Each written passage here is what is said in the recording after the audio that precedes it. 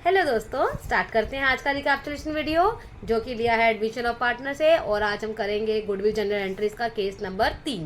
पहले 2 केसेस हम कर चुके हैं। थर्ड केस में हम देखेंगे कि राम और श्याम ने नया पार्टनर जो सोहन लाया है उससे गुडविल के पैसे मंगवाए तो थे, बट सोहन कहता मेरे पास पैसे नहीं है, मैं नहीं दे सकता। तो अभी तो सोहन पैसे नहीं लेके आ रहा है, बट जर्नल एंट्री क्या होगी? जर्नल एंट्री विल बी, अगर वो कैपिटल लेके आ रहा है तो पहली एंट्री हो जाएगी cash account DR to Sohan's capital account. और अगर वो कैपिटल नहीं ला रहा है, कैपिटल के बारे में कोई इन्फॉर्मेशन नहीं दी है, तो ये एंट्री नहीं आएगी। दूसरी एंट्री जिसमें हम बताते हैं कि राम और श्याम गुडविल को जो भी प्रीमियम वो लेके आ रहा है सोहन, उसको सेक्रीफाइस रेशो में आपस में बांट लेते हैं, वो एंट्री ज़रूर आएगी। लेकिन इस बार उस एंट्री को कैसे लिखेंगे ज़रा ध्यान से सुनिएगा।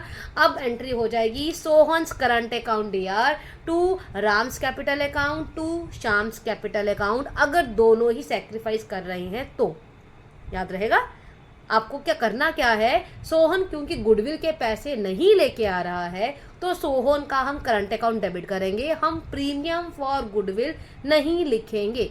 याद रखेंगे, प्रीमियम फॉर गुडविल हम तभी लिखते हैं अगर नया पार्टनर गुडविल के पैसे लेके आए। अगर वो गुडविल के पैसे नहीं ला रहा है, हम नहीं लिख सकते प्रीमियम फॉर गुडविल, फिर वो गलत हो जाएगा। अगर गुडविल के पैसे नहीं ला रहा है सोहन, तो हम सेकंड जर्नल एंट्री जिसमें हम बताते हैं कि सेक्रीफाइसिंग पार्टनर्स ने जितना भी पैसा सोहन लेके आया वो आपस में डिस्ट्रीब्यूट कर लिया सेक्रीफाइस रेशो में। उस एंट्री में प्रीमियम की जगह नए पार्टनर का नाम लिखा जाता है। आप लिखेंगे सोहन्स करंट अकाउंट डीआर। मैंने कल भी बताया था कि हमें करंट अकाउंट क्यों लिखना चाहिए, कभी गलती नहीं होती है पार्टनर्स कैपिटल अकाउंट बनाने में।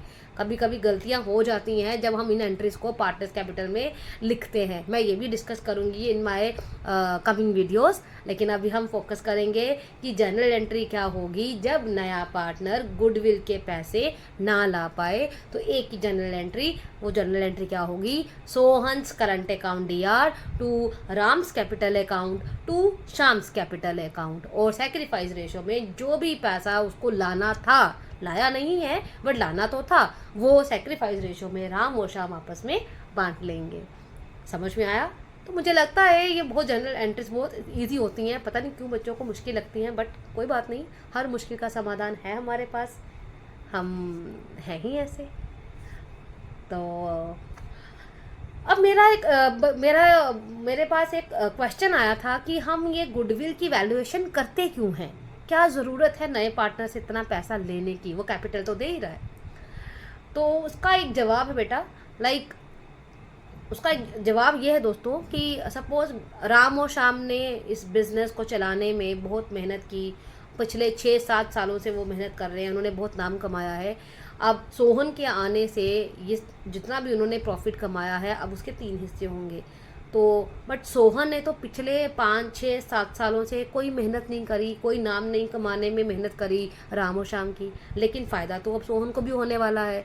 तो यही फ़ायदा जो है उसको गुडविल की फॉर्म में राम और श्याम जो हैं, मतलब कंपनी के जो ओल्ड पार्टनर्स हैं, वो गुडविल की फॉर्म में नए पार्टनर से लेते हैं और सेक्रीफाइस रेशो में आपस में बांट लेते हैं।